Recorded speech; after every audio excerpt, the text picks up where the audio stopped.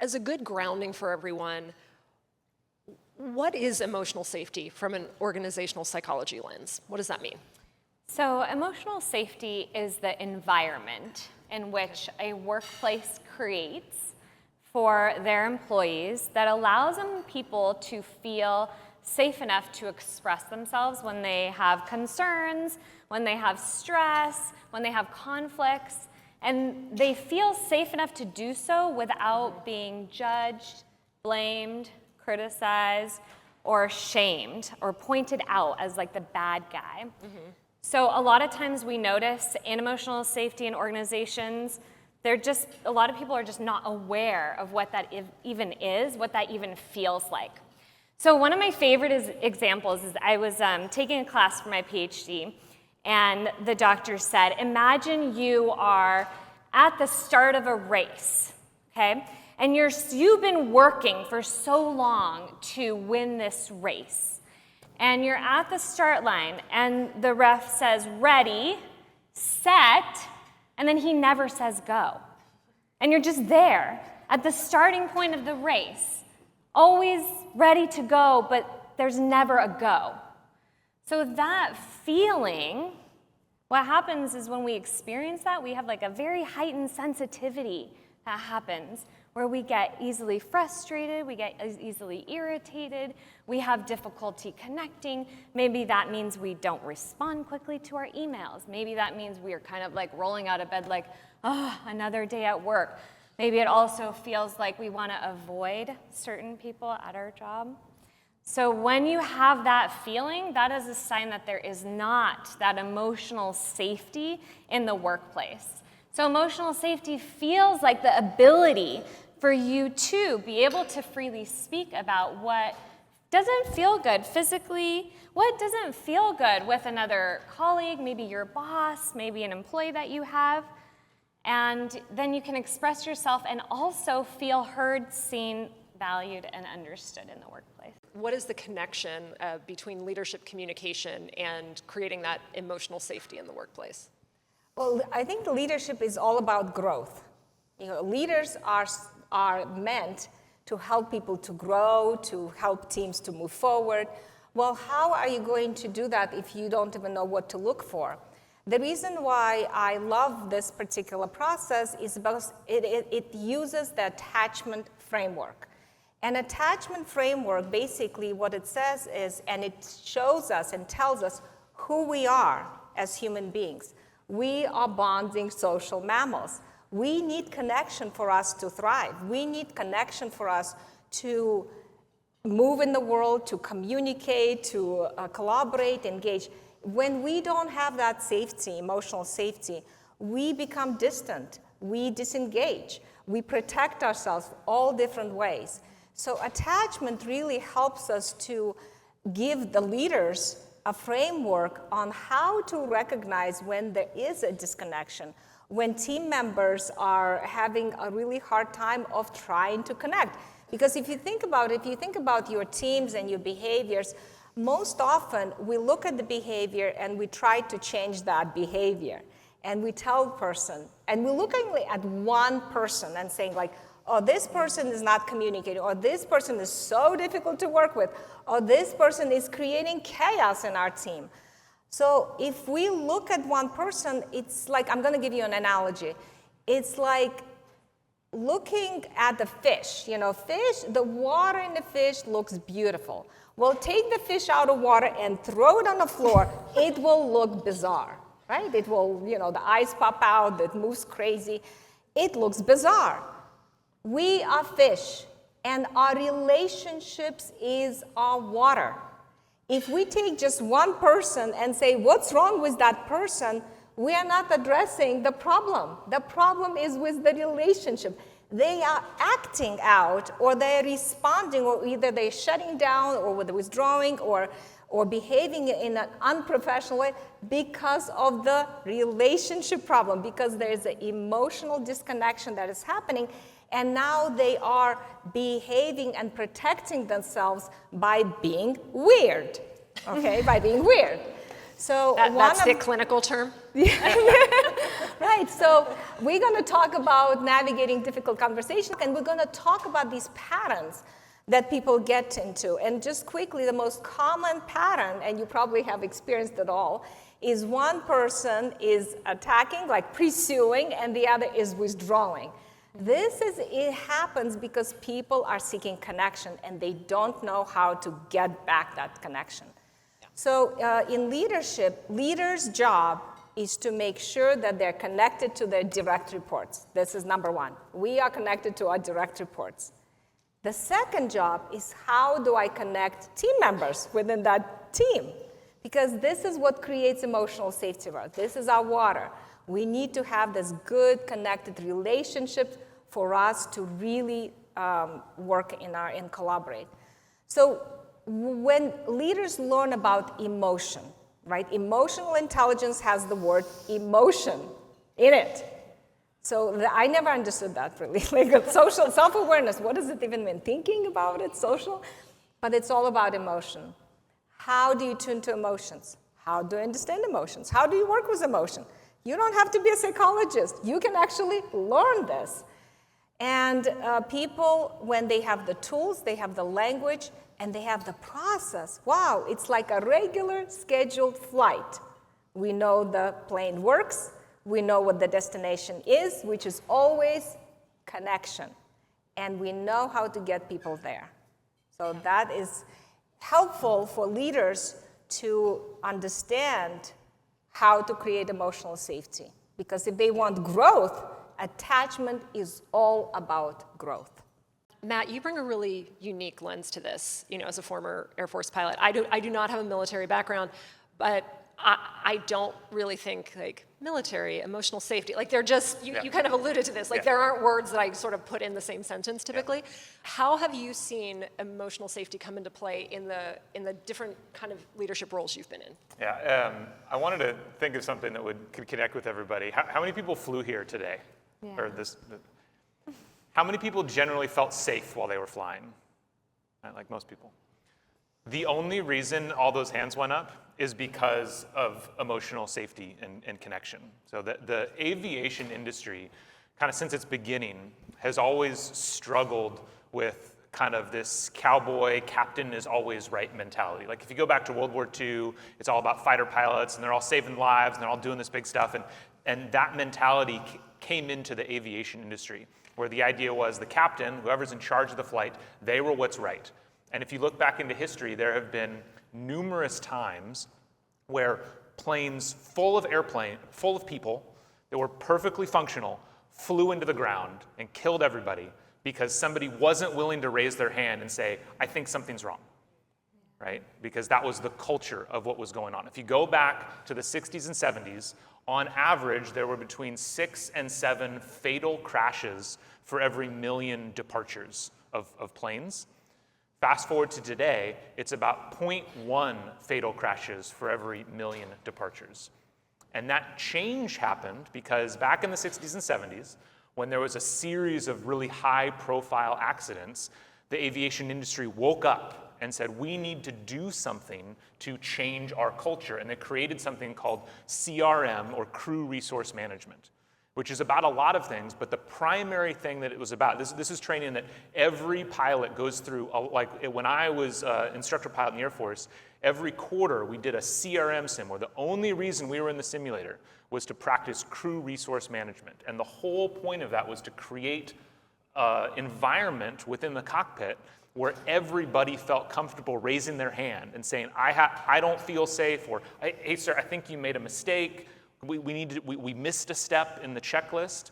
And so the only reason why everybody that flew here feels so safe, or a big reason you feel so safe, is because we made this transition within this industry to say these kinds of connections are important. People don't, and it was really difficult because these are often crews that you come together for the flight. You've never known each other before. And so they needed to create a language for these people where they could instantly connect, instantly feel safe with one another, so that they could get the mission done successfully. Situations where we've got conflict at work, what are the most common mistakes that you see happen that rather than de-escalate, escalate the situation and really impact emotional safety? The number one mistake is when a leader singles out the person in a conflict. So just putting the blame onto one person, and oftentimes leaders will also focus on the content of a conflict. So what is important is to understand that every single conflict in your workplace and out of workplace stems from an emotion that occurs within us, right? It's called intrinsic, when we have an emotion inside of us, and that motivates us to take an action. So that emotion can be negative emotion, or it could be a positive emotion. So oftentimes leaders will focus on the person as though they are bad or they did something wrong, and then the content, of whatever it is the issue is, they're not fulfilling their instructions or they're not coming to work on time, and that's the focus, as opposed to looking at the underlying emotion that is motivating them to take that action. So I would say that is, I don't know if you want to add anything, there's more to that, but those are the most I think common. that's very good, singling out. Another thing, I think content, as you pointed out, I remember thinking to myself, you just get two people in the room and you have a chat, and then you will try to maybe write them up, or you could try to explain to them how they need to change behavior. Well, that is, again, we're addressing the symptom. It's like we're really not addressing the attachment significance that is happening for them, which is the heart of the matter. They have lost their connection. They feel not valued. They feel not cared for in that moment from that conversation. They feel not important in that moment. So as we started to understand the process of repair, we have to understand that the relationship is what counts here. So we always look at the problem, like attachment never let me down. I have done over 1,500 team training, connections, repair, conflict resolutions, and it never let me down in a way that whenever the problem is shared with me, I know exactly where to go. I know exactly how to lead people into that connection. And my goal is not to solve the problem. My goal is to connect them, and people will solve the problem themselves. And this is Joseph Ledoux work on emotions in the brain and how the brain works. Is if you think about the neuroscience, it really shows us the amygdala, which is responsible for our safety, is like a radar. It's always assessing, through the body language, through the facial expression, through the eye contact, through the words, always assessing this key attachment question. And the key attachment question is, are you there for me? ARE, as an acronym, I'm going to translate to, are you accessible to me? Are you accessible to me? Are you open? So can I access you, your vulnerability, your emotion? Are you accessible to me? R is for, are you responsive to me? Are you emotionally responsive to me? Can you hold my space? Can you tune into my worry, my pain, my fear, my whatever concern that I have? And E, are you emotionally engaged with me? Even though you don't agree with me, even if you don't, see my point of view, can you still be engaged in a conversation? This question, are you there for me, determines whether you have a security in your relationship or not. If the answer to the are you there for me is a yes, you are safe. So anything that this person will tell you, you will interpret, your brain will interpret in a positive way. You didn't get a response, oh, this person is busy. Oh, they will get back to me. Because you have a lot of experiences where that person was there for you. If your answer is maybe or a no, your brain will be very sensitive and attuned, like vigilant for threat all the time. The amygdala will be like this all the time. And anything that is coming at you from that person will be interpreted in a negative way. Like, oh my gosh, this person doesn't care about me. They are not responding. Oh my gosh, I did something wrong. Oh, they're probably upset with me. This is automatically happens for us in our brain. So when we go through the process of emotional connection, what we are actually doing, we're not only resolving the connection or resolving the problem, we are making the relationship more secure. We are bonding, we are homovinkel, we are bonding social mammals. So we need that bond. We need that security for our amygdala to rest, to relax our nervous system. So this is what happens when you are addressing the "are you there for me" with a resounding yes, you have emotional safety. You will resolve conflict. You will create a thriving environment. I just want to add. Sure. I would just want to add one thing because I love the science. So the amygdala, what happens is when it's like in that state of always looking and in that state of fear and anxiety, it hijacks the prefrontal cortex. Do you guys know what the prefrontal cortex is for? Like solving problems, clear thinking, like working together collaboratively in a collaborative way in a team. So if you come to your employees and try to use the content to solve the problem and their prefrontal cortex is hijacked by the amygdala, they will not have the ability. It is not possible for a human to be able to clearly resolve an issue or conflict with a hijacked prefrontal cortex. So when you connect people on an emotional level, and that's what Dr. Lola was saying, it relaxes that hijacked feeling in that prefrontal cortex. So then all of a sudden you do have the ability to think clearly, process the content, and resolve any problems at all. So it's really incredible to think of it from like the science perspective, because we are expecting employees and team members to do something that they can't psychologically and physically and scientifically do.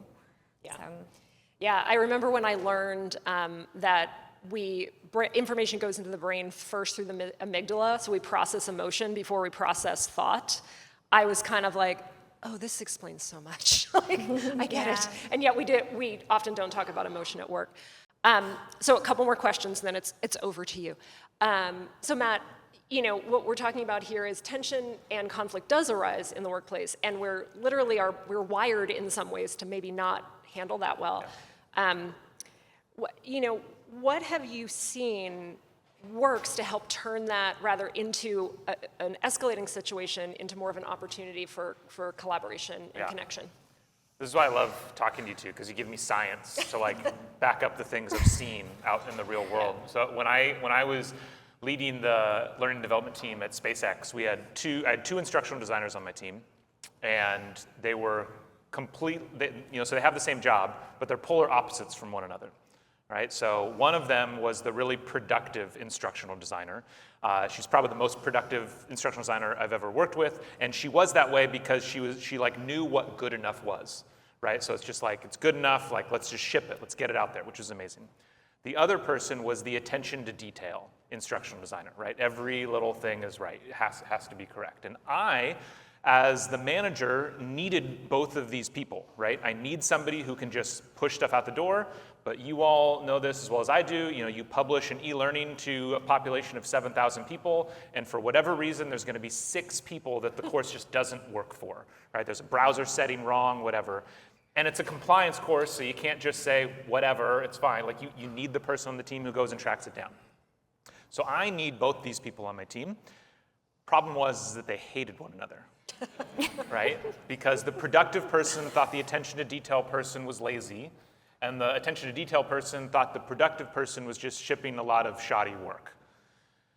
And so there was a lot of tension between the two of them. And exactly like, the idea would be, I think most people would say the first thing you should do is, let's bring them into a room, let's sit them down, let's talk to one another.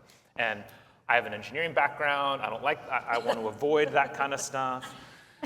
And so what we did instead, and this wasn't even to solve this problem, but what we had started doing is in our team meetings every week, we would just spend the first 5 to 10 minutes doing kind of an icebreaker, right? Where it started off with simple questions like, what are you doing this weekend? What's the last movie you saw? That kind of thing.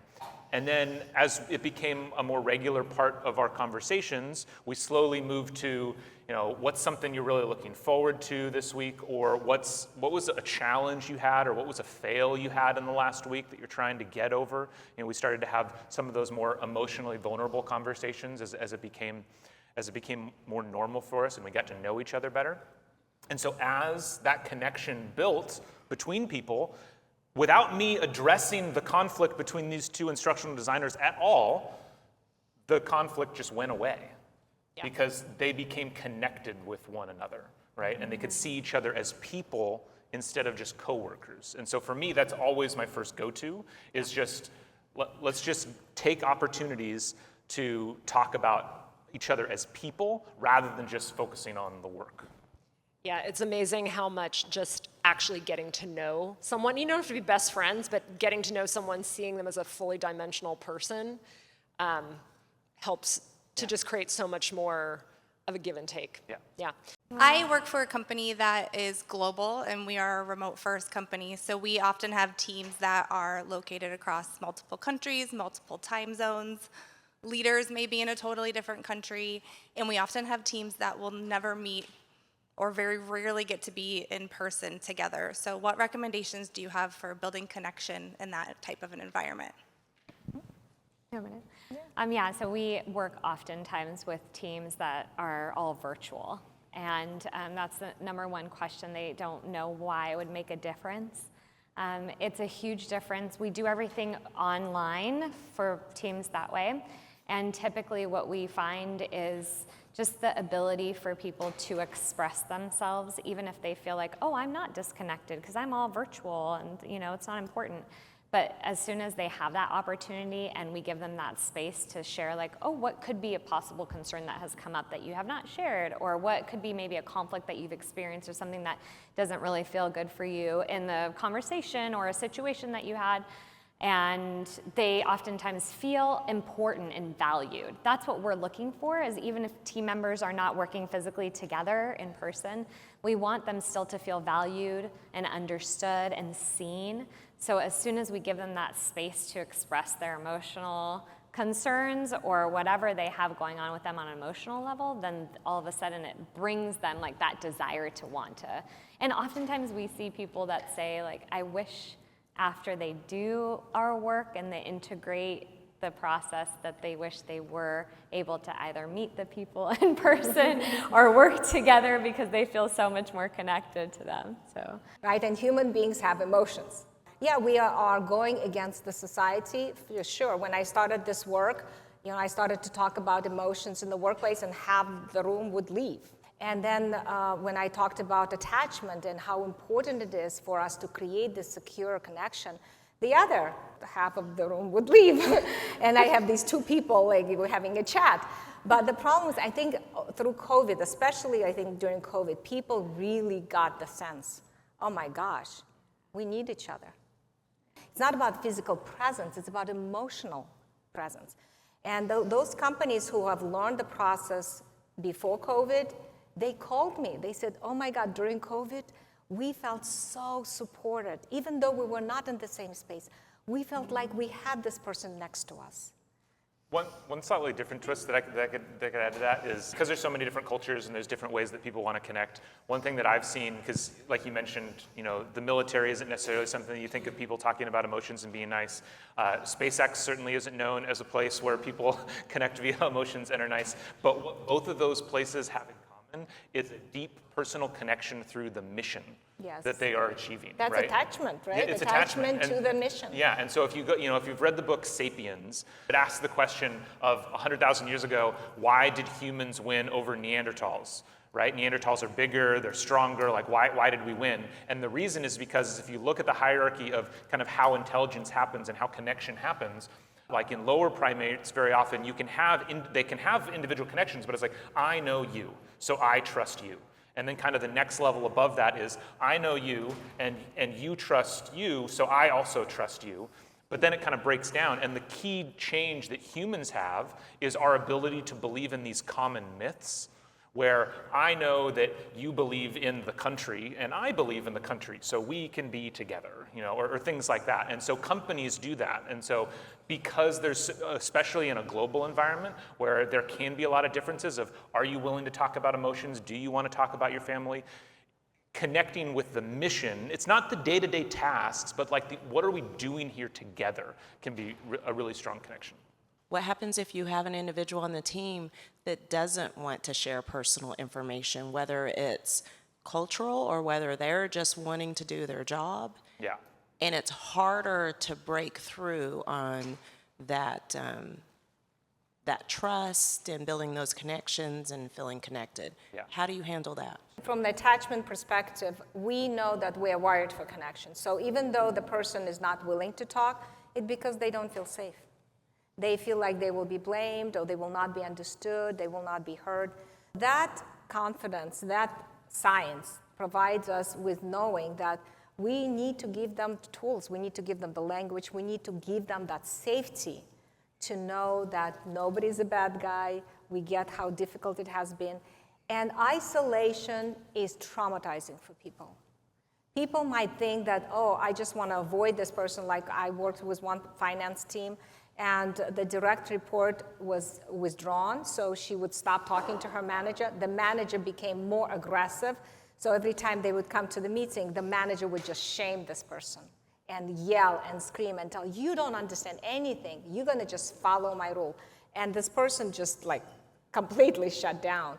And she would find different ways to work around her manager. The problem is this direct report started to have a lot of health issues because we are going to be impacted when we break the relationship with our key attachment figure. And our manager is our lifeline, is a key attachment figure. So we might think that, oh, avoidance is going to help me, but it just puts you into prison. Isolation is traumatizing for us. We cannot thrive in isolation. So yes, we are going to create safety for people so they can share. I want to just add too, so in every conflict, there's either a withdrawer or pursuer. So you can be a withdrawer in one relationship, and then you can be a pursuer in another relationship. So depending on where you are in your company also, you could be a withdrawer with your colleagues or a pursuer with your boss or the other way around. And so sometimes you have a conflict with two withdrawers, for example, or you have two pursuers, or you have a pursuer-withdrawer cycle. And with withdrawers, people who don't want to talk about things or shut down easily, and maybe some of you are thinking about your own ways of dealing with issues, typically it has to do with a lot of shame. So if people feel ashamed of how they feel in an experience, like, oh, it's bothered me, but it's no big deal. Like, it's just like little, and I don't want to bring it up, and I don't want to start any problems or stir up the, that's what typically happens with withdrawers. But over time, they will continue to do that over and over and over and over again, and that builds up. And that's when you see like a lot more irritation, a lot more frustration, not following instructions. Like, the problems with employees is when over time they're not able to express themselves. So I would equip the person with tools, not just that one person, right? Because we don't want to single them out like they're a problem. But sometimes what I do is I say, hey, I am improving, I'm working on how to communicate better in our situation in the team. And so these are the ways that I'm improving my communication, and I wanted to share these tools with you. These are the things that I'm saying, and these are the phrases that I'm using. And I want to create a safe environment for everyone to feel comfortable and safe to share their experiences as well. And then just hit repeat. And I hit repeat over and over again. Like, yeah, it's very difficult for me to share, so I'm using these tools, and I understand it could be very difficult to share, and I get it because I've been there. It makes sense. I hear you. You're valid in your experience. And you just repeat that over and over again, and their brain will start to feel less and less stressed and less anxious, and then they will feel like, okay, I'm ready to come to you. And that, with Matt was saying, like, we're creating that space and time We're not giving time and not communicating. This is really important. Time does not heal or solve problems. Okay, that is not true. Take that, scratch it out of your head. Okay, because you come back to a problem that you've had long ago, the same feelings are gonna come up. You're still gonna be upset about that. So I would say just continue to use the validating phrases. And actually, you have the quick wins on the table that we left for you.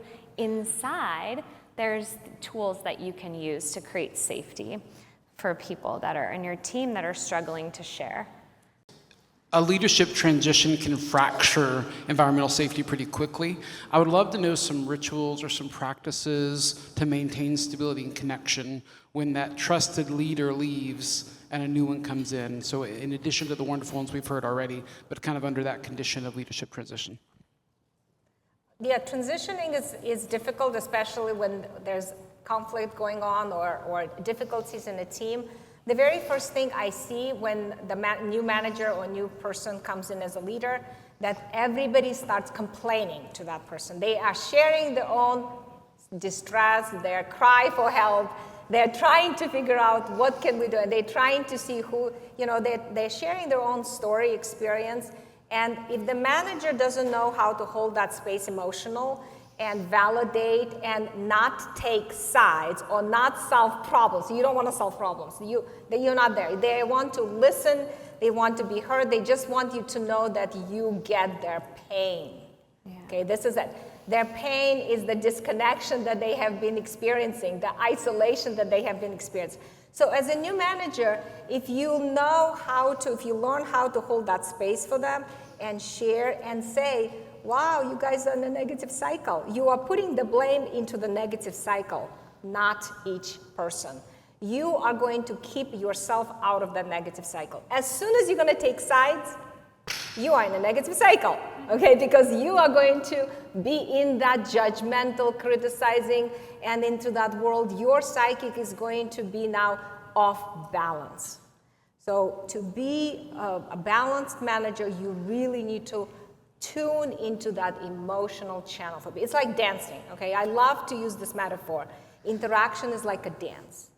Emotion is the music of the dance. If you want people to learn how to dance tango together, you cannot put swing music. You have to change the music, right? And the way to change the music is through emotion. Emotion changes with emotion. And we grow with people. We don't become independent by just distancing and having different things. When we have secure relationship, and that's what you're going to create. You're going to create that safety for them, saying, I hear you, your feelings are valid, it makes sense, you guys it's been so difficult for you, I get it. And that's it. They want you to know that they're not alone. And you just say, you're not alone, I'm right here with you. I have to add, I was working with a CEO who purchased like a company in China to add on to his manufacturing company. And I went, actually in Korea, I went over there to meet with the owner because the CEO was telling me that he was not getting along with the guy who runs this division that he purchased. And so, I'm telling him like, okay, I don't understand yet what the conflict was about. I get to Korea to meet with the guy, and I don't speak Korean, by the way, and the guy doesn't speak very well English, but just in the short, 20 minutes we had the conversation, apparently nobody informed him of the sale of the division of the company. So all of a sudden, he was getting all these emails from the CEO, and he's like, what are you talking about? I have no idea what's going on. And so he was so hurt, he felt so unimportant that nobody informed him, and he was very surprised. So really, I flew to Korea to spend 20 minutes to listen and say, it makes sense, it was really difficult for you. And then, he still messages me, I have presents for your kids, and I only met him once, And now the CEO is like, what did you do? You flew to Korea, and I'm like, I just heard him. I didn't have to solve anything. I just had to tell him, that makes sense, I get it. I understand it was very difficult for you and that you were surprised. So it's a lot of validation, right? Reframing, validation, making sure that they feel that they are important. He does really care about you. The CEO really wants to continue to have this relationship, and you're very important to the company. And then they've been working great ever since. So, and that's what's really interesting. If you come in as a new manager, a new CEO, there's a transition, a new position, and you give that opportunity, that space, just at the very beginning, where you can allow everyone to feel heard and validated and seen, understood, that significantly reduces the amount of issues and problems that you're gonna have in the long run, right? And that's the problem too that we see with leaders, is that they will not spend that time, that really needed time to understand conflicts. And so those conflicts will build, which will then cost the company a lot more money, because you're spending a lot more time on conflicts in the long run. So yeah, it was really amazing, and it's really simple when you think about it. Simple but is it's not always difficult. easy. No, it's not always easy. easy, It's yeah. just simple. Hi, good morning.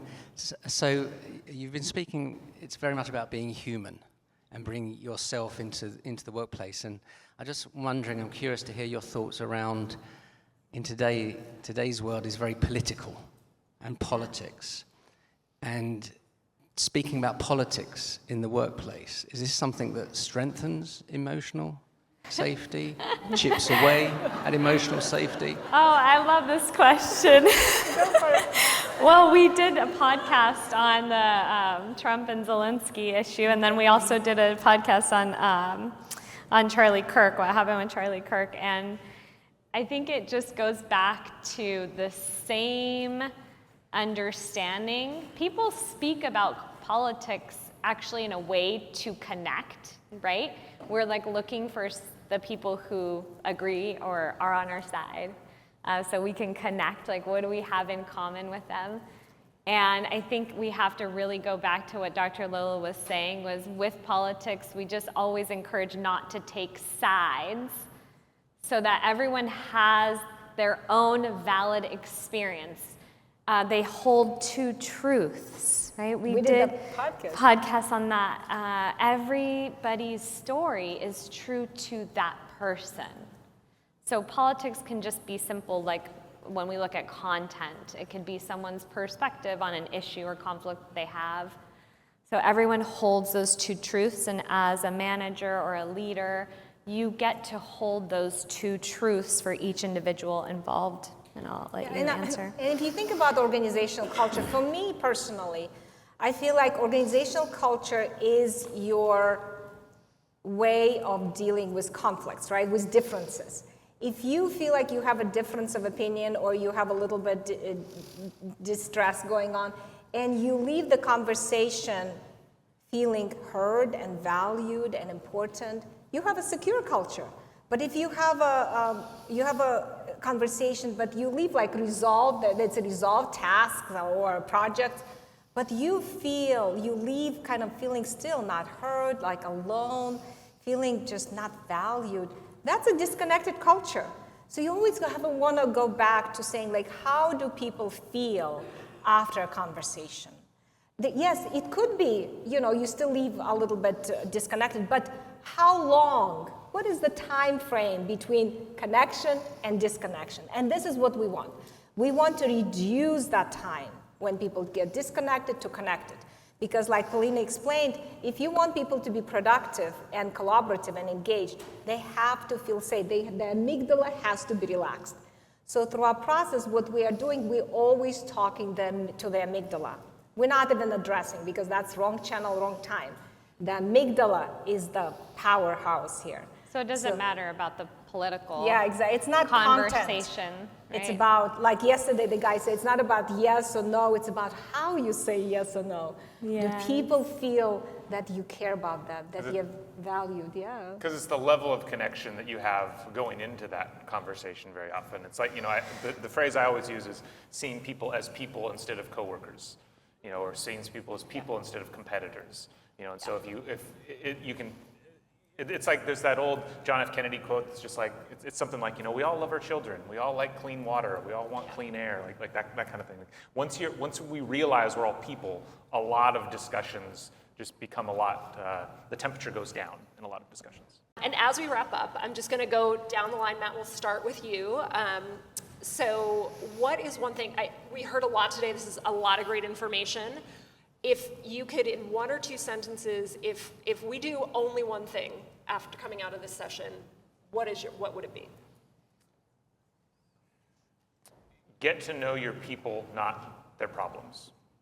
I think. Like I work with a lot of engineers, and I work with them specifically on how do you go from being a great engineer to a great people manager. And the challenge is when you become an engineer because you want to solve problems. And that is not what you need to be doing as soon as you become a people manager. If you want, it's like giving space. These people are coming to you and they just want to say stuff, but you don't need to solve the problem. In fact, solving the problem is probably bad because now you're taking sides. And so it's focusing on the people, not the problems. Perfect. Dr. Lula. And for me is improve the training for leaders. They really need to learn how to work with emotion, because if they're in conflict, they will avoid it because nobody wants to be part of this. It's too scary. They need to have equipment because you feel so helpless. You feel so alone. You don't know where to go. You don't know what to do with these people who are just, bothering me. So give the tools and give the language and be the one that will improve their relationship. And it will not only improve their professional, they will improve their personal relationships. Thank you. Polina? Lastly, I would say the most important thing that you should be doing is to learn about yourself.